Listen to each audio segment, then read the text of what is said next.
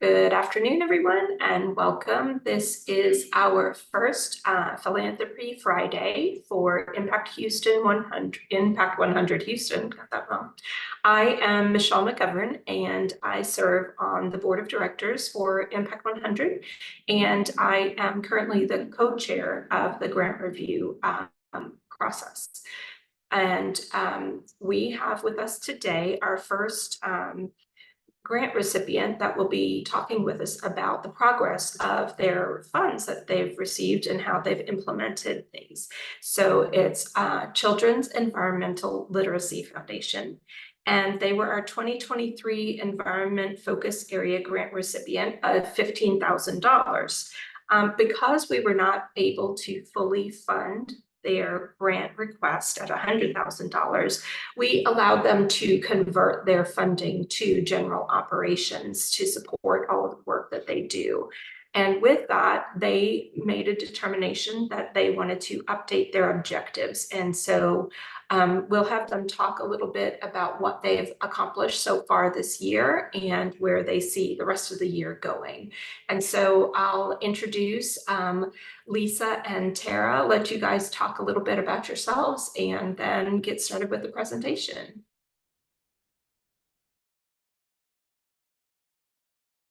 Sure. Thank you so much, Michelle, for that introduction. I'm Tara Stafford-Oconce, and I am the executive director with CELF, and I'm based in our New York office. We have a team up here as well as our amazing Houston team. So, and I have a background in community organizing and more non-formal education and education research, doing a lot of work internationally in pursuit of the Sustainable Development Goals. And with that community organizing background, that really complements a lot of the work we do with our civic science program, which we'll be talking about today. And that's a lot of what the 15,000 that you all have so generously provided to us has been supporting so far this year. And I'll turn it over to Lisa. Thank you. And I'm Lisa Janukas, and I'm the Texas Program Director. I've been with CELF since the launching of the Houston office in 2019. Prior to that, I was in the classroom for 18 years. I spent some time teaching in the Middle East and also locally at higher education institutions, but also in HISD. And while I was teaching in HISD, as I was wrapping up my tenure there, we would engage in project-based lessons and project-based learning. And these projects were real instrumental for kids to have hands-on experiences to really understand what the content was from the classroom.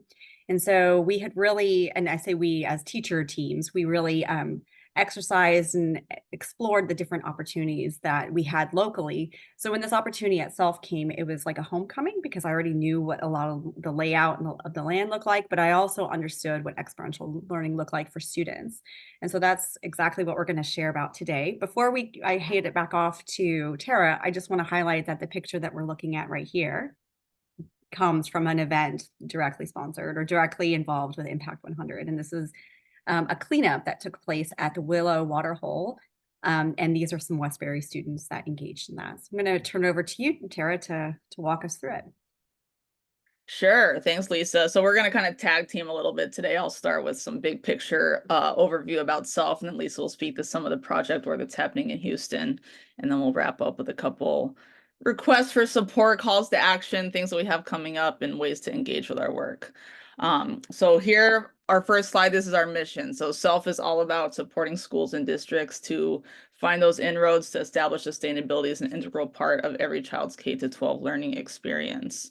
And we've been around for about 20 years. We were founded in New York in 2003, really because our founder, who was, she's a mom, one of her kids came home from school around Earth Day with a very exciting energy audit project to kind of look at the way they're using electricity at home. And it was kind of the first time she'd observed her son having such a project that was really connecting to his home life, to his community. But then things kind of quickly went back to normal. And that was when the light bulb went off.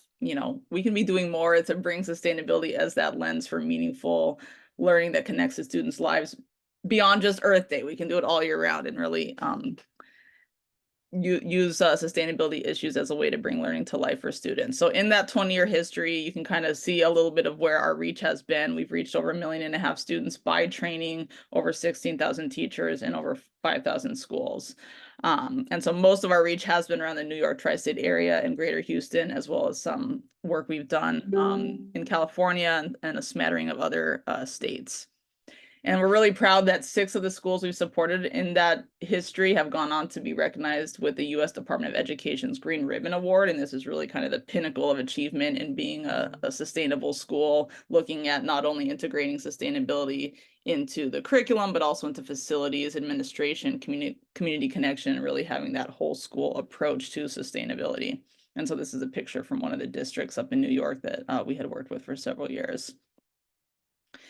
And so speaking specifically to Texas, as Lisa mentioned, we expanded our reach down to Houston, hiring 2 educators back in 2019, which, you know, was followed very quickly by, you know, some challenging period that we all remember. So we made a lot of great connections, and a lot of our initial engagements in Houston were virtual, but then over the past few years, we've really seen, you know, that interest continue to grow with our in-person summer institutes and our programming. And so these are some of the districts where we have status as approved vendors of professional learning, which is another great way to allow administrators to bring us in to provide professional development services during the school day, in addition to the programs that we run that are kind of a come one, come all approach. So we've got Aldine, we've got Channelview ISD, of course we have Houston ISD, Katy, we worked with the Harmony Public School Network, and really just trying to have that broad reach across Region 4, which is such a huge population. So in Houston specifically, you know, in these few short years since we've been working in Houston, we've reached over 1,000 teachers and 30,000 students. And so our core programs, our Summer Institute really has been our flagship program since CELF has been around, and this is an opportunity when teachers are a little less busy with all the demands of the school year to kind of reconnect with, you know, that passion for teaching and get creative with some new ideas and approaches that they can bring back and weave into their practice during the school year. So our goal is for teachers to come out of that event with a deeper community of practice, with contacts with different environmental education partners and other collaborators that can help them connect their students to field trip opportunities or other opportunities to enrich their learning, and then with project plans that they can implement during the new school year. Civic science, and then that Summer Institute is really kind of, we've tended to approach it in a broad way where we're having relevance for K-12 teachers. And then our civic science program is a little more focused for middle high school teachers, and walking them through what we call our inquiry to action framework, which we'll show briefly in a few slides. And it really lends itself to what Lisa mentioned, that project-based learning approach, where students start by kind of getting to know their community, mapping their community, identifying those issues of concern, and then figuring out what kind of data they can collect and analyze to inform potential solutions that they can then collaborate to design together with their peers. And as students are going through those, or as teachers and students are going through those initiatives, a lot of times they start to kind of hone in on what they're really excited about learning more on. And so we try to pair them up with Green Careers guest speakers who can come in and shed light on how some of this exploration that the students are engaged in can then inform potential career pathways down the line. And we're really excited that this past year we've started doing bilingual Green Careers engagements to really empower students who, you know, speak more than one language and should be able to feel empowered with that as an asset, and see how that can be something that can help them find great careers in their future. And so then as we're building those relationships, a lot of times teachers then will connect us to their principals or to their district administrators for that deeper, more ongoing professional learning type of partnership. So they may find us through the Summer Institute or through our civic science program, and then that can lead to those longer term engagements that we hope will culminate in things like the Green Ribbon Award and really helping districts take that whole school transformation toward greater sustainability forward. And so there's quite a few schools around greater Houston that we've had those more long-term professional learning relationships with. So yeah, we mentioned those. These are just a few photos that kind of show you what the summer institutes look like. And this is our big ideas of sustainability framework, which is something that we use as a tool oftentimes in those summer institutes to help teachers find those access points. A lot of times teachers are already doing sustainability, they just may not have thought of it in that way. So this is one way to help them kind of identify those access points in their curriculum that they can really deepen that sustainability approach to. And we have it in English and Spanish. And then we mentioned civic science. So this again is that more hands-on approach to explore those environmental justice issues. And so you see a few photos here of students collecting data in the field. And then on the right there, that's a picture from our recent symposium event. And this is that framework that we mentioned. So this aligns to a lot of common frameworks that teachers use in their classrooms, and we help them kind of find those connections. But as we mentioned, it starts with that inquiry and mapping place, and then moving through the steps to ultimately lead to action and students feeling like they have a voice in their community to inspire solutions. And again, this is in English and Spanish. And so we're really excited this year that we layered on another type of support to our civic science program by offering micro grants. So teachers who were part of our cohort, our 23-24 cohort, were eligible to apply for up to $500 in funding that they could use to get data collection tools. Some of them used it to get school buses to attend our student symposium this past March and present on their projects. And so we've kind of pooled resources from several of our different funders to be able to offer this pool of micro grants. And with the $15,000 so generously awarded by Impact 100 Houston, we did earmark, when we revised the objectives a bit, to provide 3 micro grants out of that for the coming fall of the new school year. So that'll be one way that we're applying that funding to support this piece of the work. And you can see that cute picture there of students holding signs in front of the school garden that they were able to spruce up with support of the micro grant they got from CELF. So I'm going to turn it over to Lisa now to speak a little more in detail on some of the student project examples that we've seen some Houston students work on. Yeah, so as Tara mentioned, we do that civic science, we present teachers with that civic science framework because it's a form of project management. It's like helping facilitate and foster that inquiry, and then guiding teachers into the step-by-step to that development of a final product, and then having that action piece. And so this specific example comes from Blanson CTE High School that is out of Aldine. And when we were working directly with the teacher, we were training her on air quality because that was really something that was of interest to her. Yet when she was guiding the students into mapping their place and looking at their place through a different lens, the students identified that they felt like this specific focal point was more important. That was the lack of sidewalk access leading up to the schools. And the students even indicated, like, we know that air quality is an issue, but what's an issue to us is having that safe access from our apartment buildings to the campus that's just right up the street. And actually, when CELF went and visited, we found that the street is a major street and has 4 campuses, an elementary, 2 middle and a high, or sorry, 2 elementary, a middle and a high, all in that vicinity. And that when you see the different access points or different walkways, you see that some of the sidewalks have been dismantled. And so when the students start to really dig into why is it that there are some places that are easily walkable and paved and others are not. And it turns out when they were digging into that sidewalk legislation, they found that enterprises are responsible for the upkeep of sidewalks within a 1-block radius. And so it was easier for a lot of these enterprises to dismantle, I should say, the sidewalks than to invest in that upkeep piece.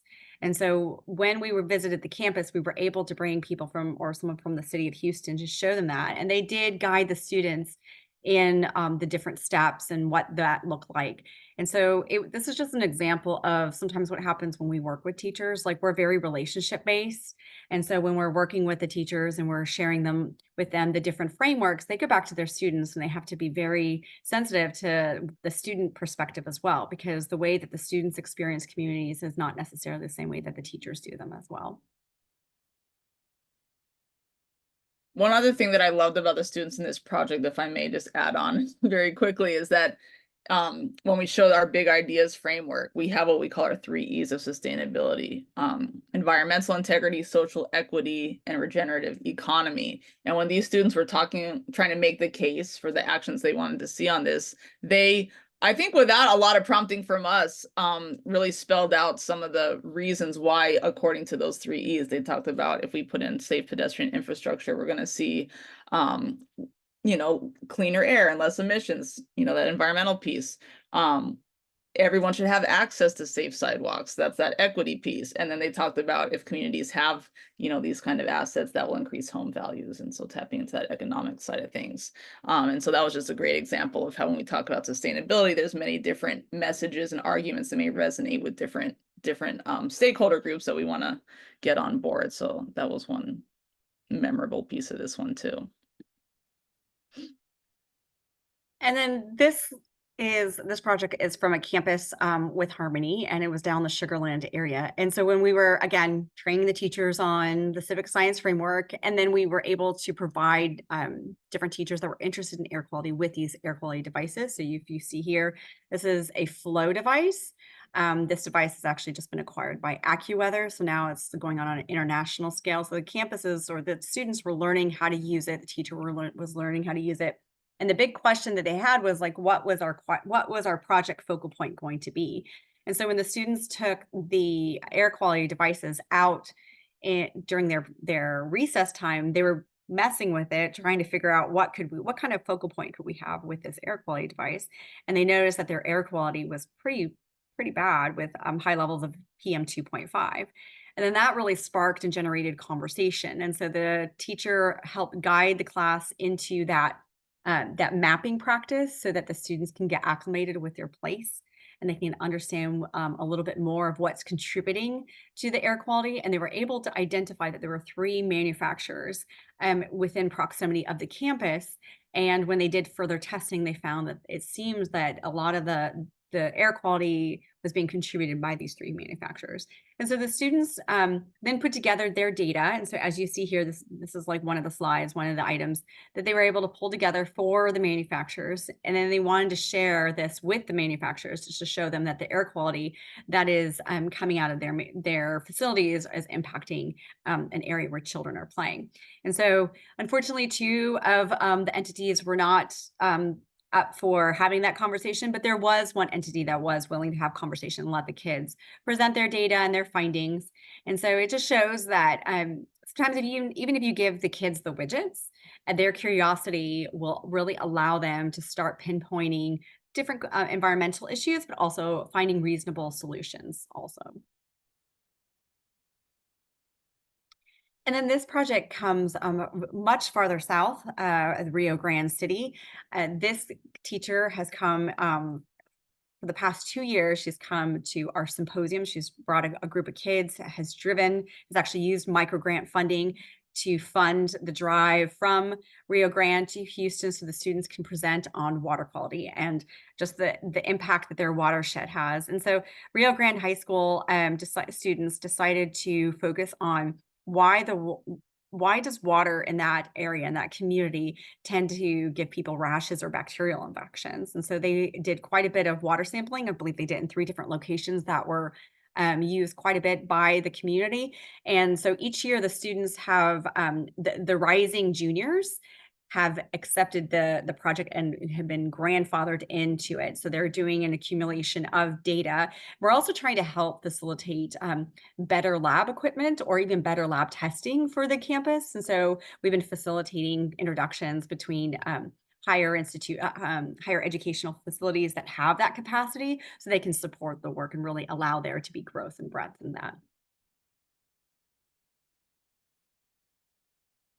And so, as Tara mentioned, we have had student symposiums affiliated with civic science because we want to give students an action piece. Now, truthfully, this is like a safe action piece. Like the students are coming to an environment that everyone wants them to succeed. It tends to be peppered with attendance from industry professionals. So we're not pulling from mom and dad, even though we love family support. We want to put the students into a situation where they can breathe through the tension. They can experience healthy tension so that when they actually go out and do this again in public, so if they're presenting for city council or maybe district board members or any other real world opportunity, they've already experienced what it's like to present their work, to field questions, and to really sit with that, with their nerves a little bit. So this is a wonderful example of students that have been doing different environmental literacy projects throughout the area. And then we provide that venue and that opportunity for them to come together, present, but also to glean from each other. They get to watch each other present. They also get to learn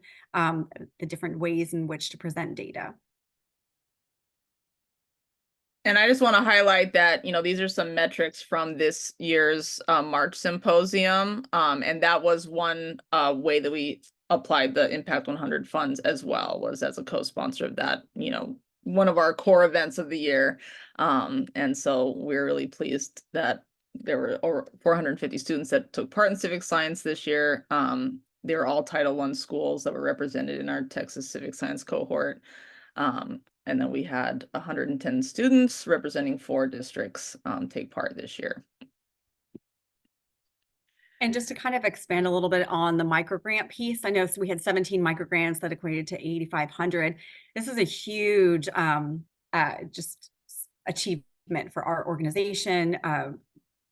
People may not be aware, but we are a small but mighty team. I believe there's 7 of us, and we're scrappy and we do a lot.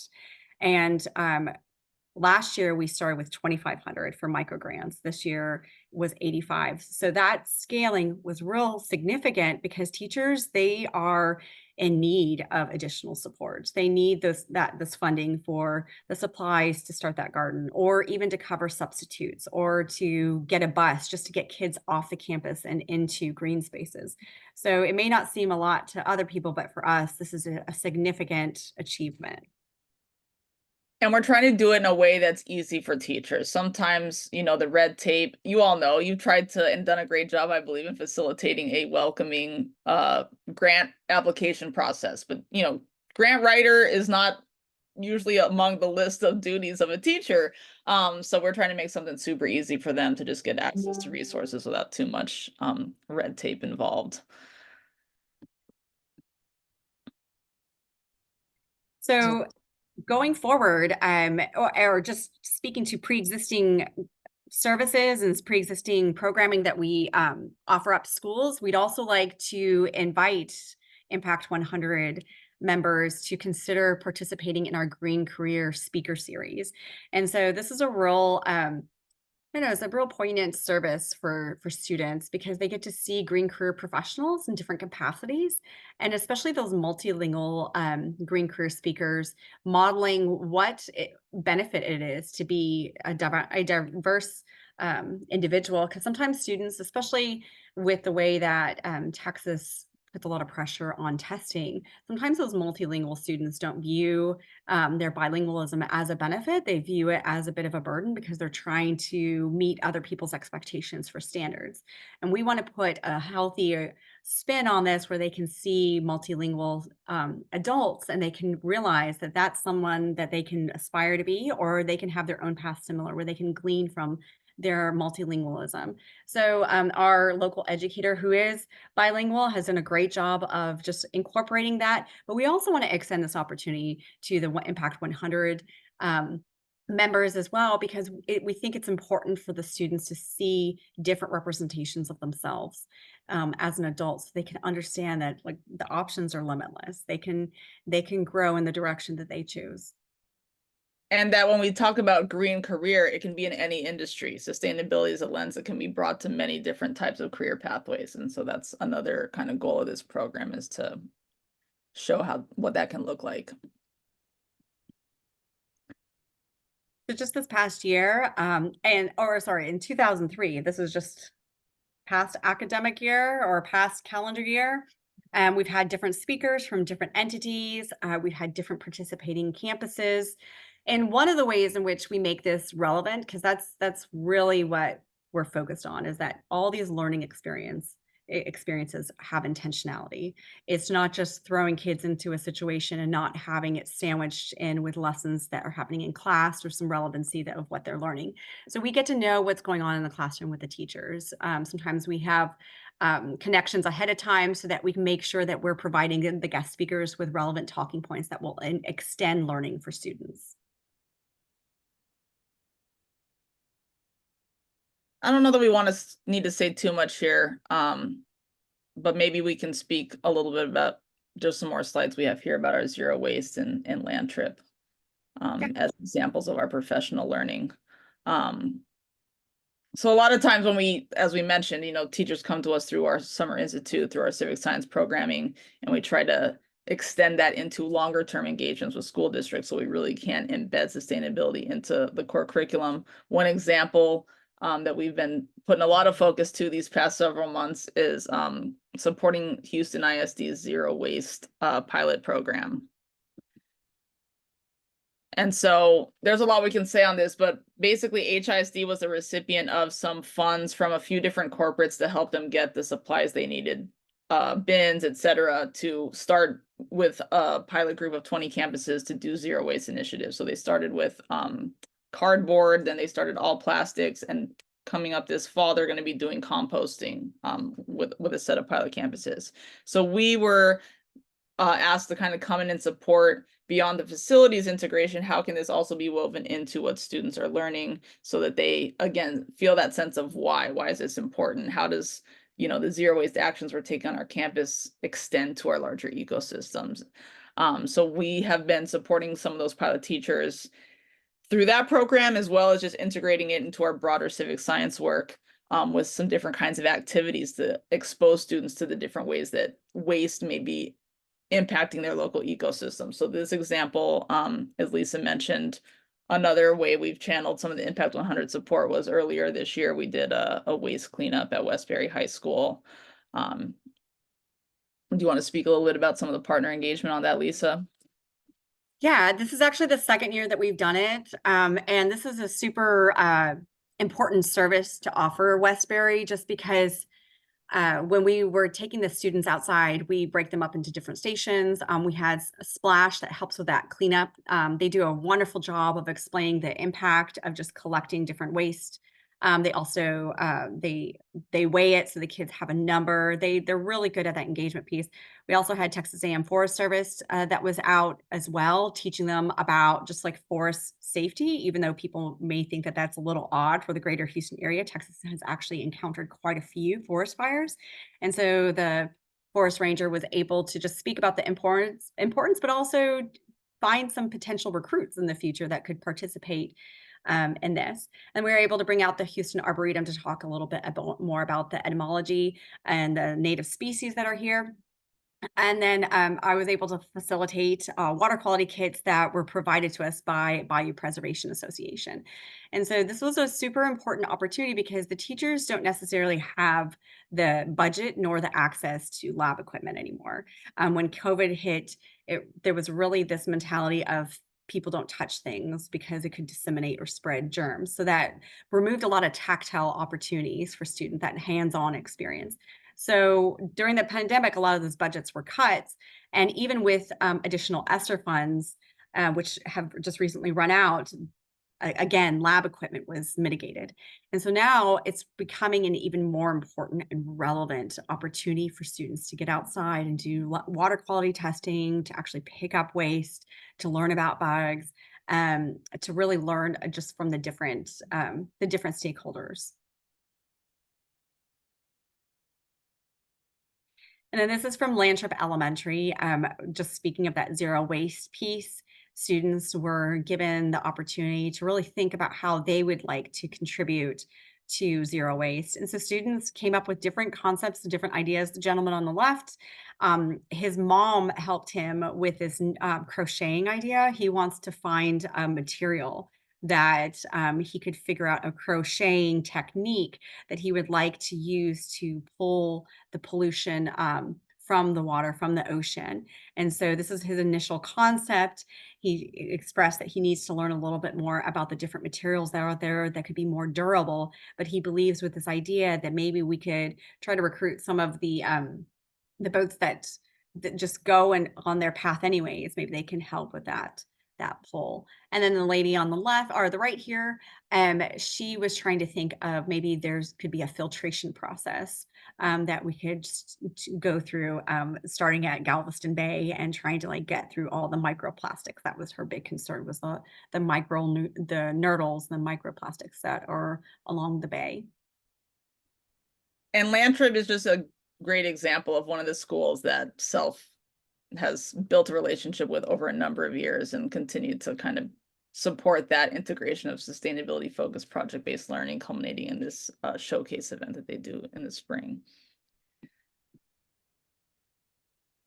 And then just kind of complementing that zero waste piece, one of the things that we have found is that zero waste is connected to student hunger. And a lot of teachers see that students are maybe unintentionally wasting food that could potentially be rescued or saved before it hits the bin, that other students could be eating it. And so this is specific for Carver High School. Carver High School, the teacher there, Carver High School resides in the city of Houston's complete communities map, and it's a food desert. And so there isn't a lot of access to fresh produce or even just food in general, aside from some gas stations, and even the vending machines that are available on the campus. When we were surveying the students during the lunchtime, indicated that it was just too expensive for them to even consider that as a food source. And so we surveyed the students, and then after lunch, we took a group of students, and as you see, they are donned with the long aprons and they have their gloves on. And what we did is we divided 2 of the trash bins from lunch and we organized them into different buckets to try to understand what's being wasted and why. And so this was on a Wednesday, so it was Wing Wednesday. And so the students were able to organize by protein, by produce. We even looked at milk. There's a lot of regulation around public school milk. And so we were able to really break that up. And what they found was there were not a lot of wings left over, but there was a lot of hamburgers with hamburger buns. And so we asked the students, why is there so many of these? And so the students were able to open up the hamburger and they showed us in the middle that it was green and they said, it's nasty.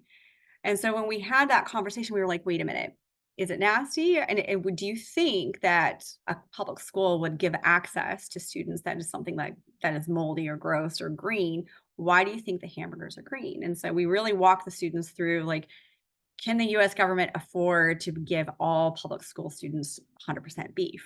No. So what are the plant alternatives? And we were able to guide and scaffold that conversation for them to land to the point that it was soybeans. And this was an alternative plant source instead of just 100% beef. And that realization allowed the students to understand that they weren't being fed something nasty or rotting or molding, but instead they understood what the product was. And then they were able to disseminate that information. Now this is all anecdotal, but from the conversations that we've had with the teacher, that she has said that they have had a shift on that specific food piece. And that's what we're trying to do with students with zero waste, is we're trying to get them to view food and view items differently. And so we are advocating more share tables. And so that is capturing a lot of that potential food that's unopened and having it at a specific table. So throughout the day, the students can grab it whenever they're hungry, or even grab it on their way home, because some of them aren't able to have food until much later on.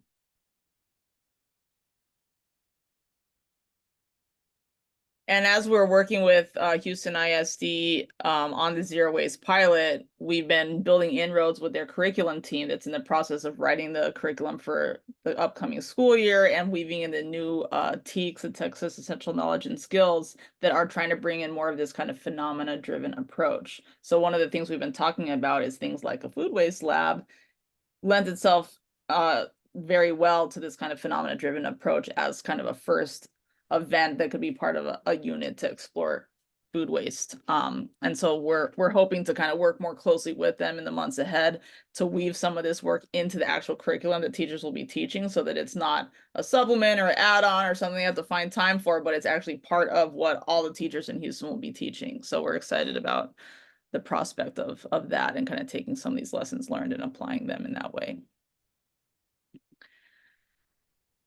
So switching gears a little bit, just want to share this exciting development for CELF. So in April, we announced that we are the recipient of a 3-year EPA grant as part of their Environmental Justice Collaborative Problem Solving Initiative. And this will be focused on supporting primarily Channelview ISD teachers in year 1, but we will be working a little bit with HISD and Aldine as well.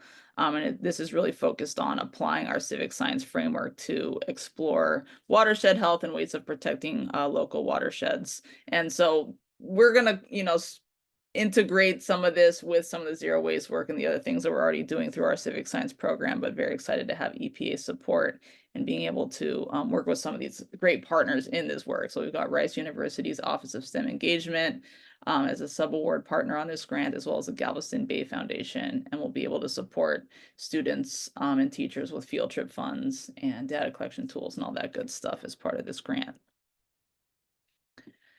So that's pretty much program. And then we have a few more slides about ways to get involved, but maybe this is a good time to pause if there's any questions so far. Hi. Yes, I'd love, great presentation. Yes. So a couple things, and I love your passion for it and the things that you're executing on. When you mentioned green ribbon schools versus, I'd heard blue ribbon schools. What does the green ribbon school mean? It's specific to sustainability. So when schools apply, they have 3 pillars they have to speak to. And let me see if I can get this right. One of them is the curriculum instruction pillar. One of them is health and wellness. So that's where they would speak to things like cafeteria menus and the grounds, are there green spaces on the campus, shade structures, things like that. And then what's the other piece? Is it the administrative piece? I believe it is, yeah, because that's normally the hardest part. Right. So, how is this integrated into, let's say, the job description for the principal? Is it expected that part of their duties is to lead the sustainability programming, things like that? So those are the kind of that's the application process, is looking at, we call it a whole school change, whole school sustainability. We have to be careful with how we say it to principals. We don't want them to feel that there's, that they're not doing a great job already. But really, when we think about sustainability, the point is just that it's that holistic approach, that it's not just, a lesson here or there, but it really is woven into the school culture and to the different roles at the school. The facility is, how are we engaging community partners in some of this work? So anyway, the green ribbon designation is specific to that sustainability integration. And then 2 others. When you are selecting schools, how do you select the schools? And then the other piece would be when you got started, and you may have said this at the front end, but maybe it didn't register with me or sink in. How did the actual organization get started? Was there somebody that had an individual experience, and it was, that's a lot of times how a lot of nonprofits will get started, is you have a personal experience, and so you were so moved by it, you're going to do something about it. That is our story. And we were founded in New York. So our founder, she was a mom. Her kids are grown now, but they were, I think, in elementary, middle school around this time in 2003 or so, when we filed our registration paperwork. And it was an Earth Day assignment that her son had been given to do an energy audit at home. And he was so, revved up by this exciting assignment, that's allowing him to kind of snoop around his house and inform his parents of some changes that perhaps they should consider making in the household. And so she was very happy to see that. And then things kind of went back to normal. And she thought, well, why are we only doing these kind of projects at Earth Day? We should be doing them, all year round, and integrating them across the different disciplines, not just science, right? A lot of times we think environmental education, that's in the sciences, but when we think about the environmental justice components, we can look at social studies. When we think about how can we persuade others to care, we can bring in the languages, bring in the arts. When we're talking about data analysis, we're looking at math. So there's so many ways to bring the different disciplines together in this. But anyway, that was the founding story. And so she started with the theory of change that we have is if we work with teachers, we'll reach most students year over year because we're equipping them with the confidence and the pedagogical toolkit, content knowledge, et cetera, to be able to weave sustainability in. So that's kind of our founding story. And then in terms of choosing schools, it's really such a mix of how we, you know, get in touch with the different schools that we work with. As we mentioned, the summer institutes and civic science, we kind of open those up as come one, come all, and we work through our existing relationships, through some of the regional networks, to be able to get the word out about those opportunities. And then oftentimes it's those teachers who may already care about this, you know, they're self-selecting, no pun intended. Then they bring us back to their schools or their district. So it can happen that way sometimes. But sometimes you might have, you know, an administrator who's trying to look for a partner to bring this in, you know, kind of at that wider scale from the beginning. And, you know, they find us and reach out to us. So it really happens in a variety of ways. Lisa, do you want to speak to any of your? Yeah, I'll also say it has a lot to do with relationships. Just sometimes teachers go from one campus or district to another. And so because of that change and because of the relationship that we have with them, they know that we're support systems. They know we're thought partners. They know that we're a boon to their practice. And so they'll take us with them. And then sometimes what was the case with Land Trip, the Land Trip magnet coordinator heard about us and brought us onto the campus and was super excited and then ended up leaving within a month. And when she left, we were devastated, but we still had the relationship, but we were so heartbroken because we were like, this is a woman that understood what we were doing, but we still were able to grow in Land Trip. And then 5 years later or 4 years later, this same magnet coordinator is now a principal at one of the middle schools, and we are working with her and her teacher. And so it really is contingent on just the development of relationships. We like to say we do really appreciate the Bible study approach to having a little more smaller groups. Sometimes the megachurch approach is a little overwhelming because we can't foster those relationships, but then we can work specifically in smaller groups, and then allows for natural conversations, but also for them to kind of like air out ideas and different concepts. And then we can go find those resources that supports their practice. And, you know, one other thing I'll just mention on that point is that I think I've been with CELF for about 2.5 years now. And I would say when we came in, and this is probably more relevant to our New York work and kind of our earlier years, but I think a lot of those initial districts and schools we worked with were the ones who maybe had a little bit of extra resource to bring in an organization to support on this kind of thing, or to think about, you know, what sustainability can look like. And we used to charge for our summer institutes. And we still occasionally do charge for some of our programs, but we've really tried to make our programming more accessible to teachers, especially in Title I schools and those schools that are directly impacted by environmental justice issues.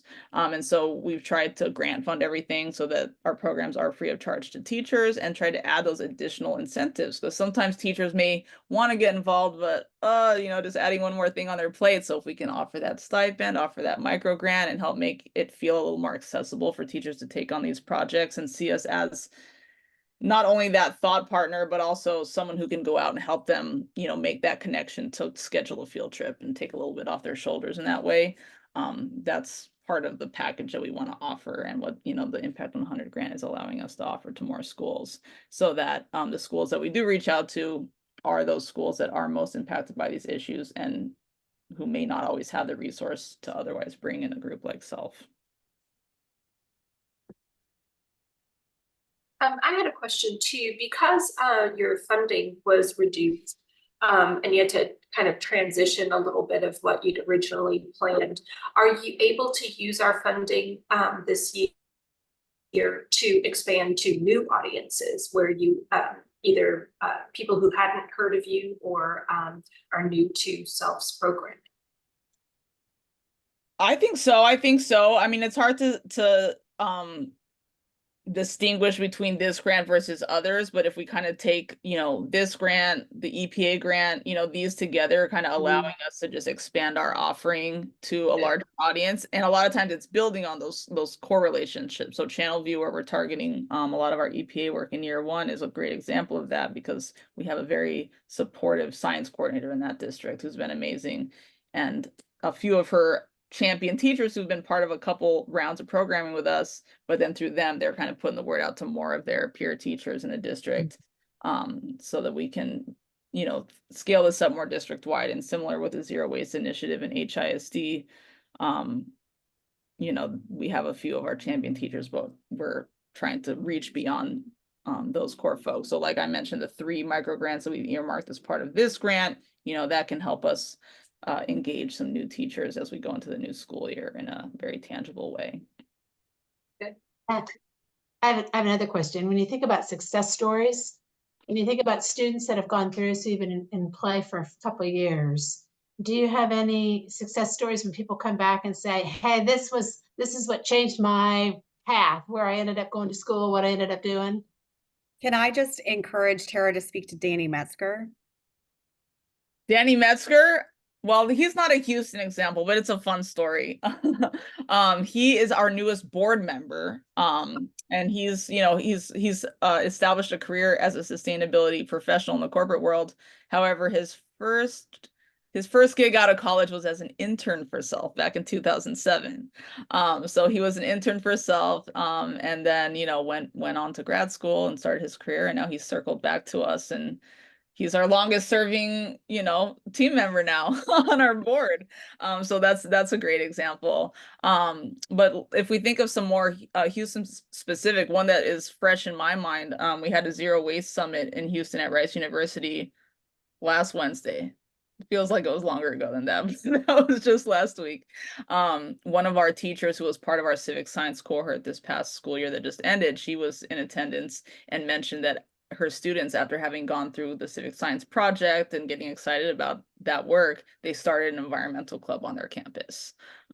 So that was one nice, you know, example of how the students kind of found some passion through the project and now are taking it forward in a more sustainable kind of long-term way with this club.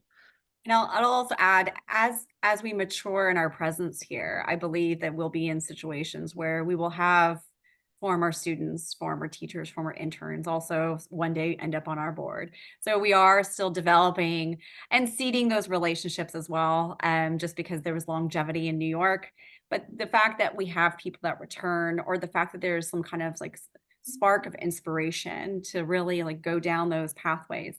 I do think a lot of times when students are given the opportunity to really think and grapple with different local issues, it allows them to consider it, but also allows them to think how they can work towards that solution. They can grow in the direction of the solution by either getting education or experience or exposure. I know we're working with a hydroponics farm that is starting to do a training for students that are graduating from high school, so they can be like solar installers, solar panel installers, or they can work on capturing rainwater. And so there is a civic science component to that as well. And we're hoping that a lot of our students that we're working with in high school will consider that as a job opportunity. So stay tuned. We'll end up with a board member from Houston who started off as a student or a teacher. But in the meantime, oh, sorry, go ahead, Michelle. Go ahead. I was just going to say that in the meantime, you know, we love those examples of how the students are applying, you know, their lessons to start those small action opportunities, you know, in their school communities, like starting environmental clubs or starting the hydroponic gardens to address some of the food desert issues they may face and things like that. And then I was going to ask kind of a related question along the lines of the longevity. Do you actively collect data for the long term on any of your teachers or students that have participated in CELF programming? Or is there some way that you kind of are looking at outcomes? You said the organization was founded in 2003, only in 2019 in the Houston area, but what is it looking like? Are you tracking any data that from that, you know, perspective? Yeah, that's a good question. We, as I mentioned, we are a small but mighty team, and we started to go down the data capturing piece, and we just found like it was quite overwhelming for us to manage, to keep track of, to train, to educate. There was like a lot of components to it. So instead, we do have teachers doing data capturing, but we also, as Tara is, we see your screen, so I know you're going to a website. But we also point to public platforms. So like Air Alliance Houston has a dashboard where they have tons of different monitors, and we're trying to get it congruent where we can get these monitors to contribute to that dashboard as well. We have the Texas Stream Team, which is through Bayou Preservation Association that does data capturing as well. So we find that supporting teachers and students to look more specifically at public platforms, it is more of a civic science way, because then they're contributing their data to a greater population. Like, for example, we use iNaturalist. We encourage teachers and students to use iNaturalist, which is an app that you can download, and you can go take pictures of different species, plant life or insects or wildlife or what have you, and then it captures that species and it puts it on a public platform, and then scientists are able to go back and track. So we are encouraging our participants to contribute to more open access platforms rather than trying to house it, because there's also the other component of that sometimes teachers move from one campus to another. So then there's that data loss. But if we can get them to contribute to iNaturalist or air quality platforms or Texas Stream Team or what have you, then they're contributing to a larger data capturing process. I do want to speak a little bit to kind of like our wider data approach as an organization, though, which is surely a work in progress. As Lisa mentioned, we are a small but mighty team, and I think the nonprofit world is familiar with, doing the monitoring and evaluation component is surely very important, but takes a larger capacity to really do it effectively and consistently over time. So we do pre and post surveys with teachers who participate in our programs, and at least are able to kind of look at, how their perceptions of their skills and confidence have shifted over the course of being part of a cohort. And we kind of last year tried to do, instead of kind of program by program pre-post survey, to do sort of at the end of the year, let's survey all of our teachers and kind of start to establish something we could compare year over year. We just didn't get a lot of participation in that, to be frank. And the kind of program by program approach, where maybe we hinge like the stipend payment or something to completing that, post survey. That's the way we've been doing it. And one thing that we started doing a couple of years ago was also trying to analyze who are we actually serving in terms of the demographics of the teachers and students or the students in particular that we reach.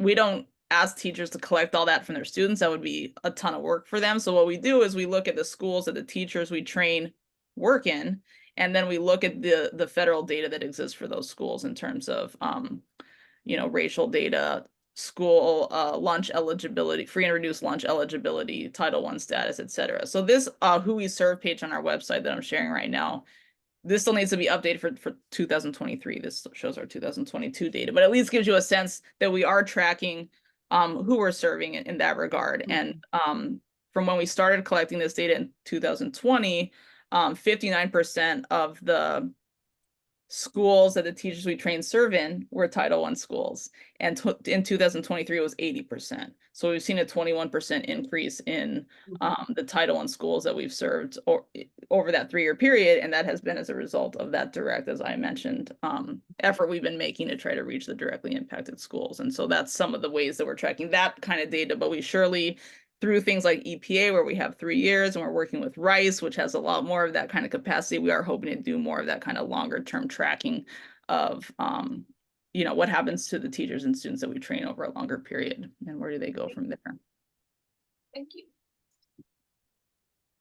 We only have about 5 minutes, so I don't know if there was other questions, Sharon, that you wanted to have addressed, or if you want to continue with the presentation. No, it was fantastic. I am going to have to jump off. But thank you so much for the background, the education. And like I said, I can feel your passion. I love it, and keep doing what you're doing. Thank you. And we can follow up, but we just want to do a quick plug. This QR code, and Lisa, if you have it handy to drop in the chat, these are the summer programs that Lisa and her counterpart Adriana will be leading this summer in July, our 2 Summer Institute opportunities. So we encourage you to share those with any educators who may be in your network and interested in attending. And we can follow up in an email with all of that as well. Yes, please send that to me. the green careers. We'd love to recruit some of your folks for that. And then as we mentioned, the micro grants too. So we are very thrilled that we have a larger pool this year to offer, but we're still trying to get that up even more. So that's another area where folks, on an individual basis, if they're interested in chipping in, we welcome that too. So again, we can follow up in an email, but those are the sort of opportunities to get involved that we wanted to share. Thank you. And if you would send that link to me for the information about the summer institutes, if you try to get that shared. I know we have several teachers that are members, so maybe that's something of interest. Amazing. Yeah. And then we'll follow up again in the fall. We'll be doing another seed stomping event at the Urban Prairie at New Hope Housing in Sunnyside, which we're firming up details, but when those are available, we'll surely pass those along as well. Awesome. Well, thank you both for being here and sharing so much of what's happened already this year. I know you'll be doing amazing work throughout the year, and so we wish you luck and look forward to getting updates along the way. So congratulations and thanks so much. Thanks so much for having us and for supporting us. All right. See you soon. Bye. Bye.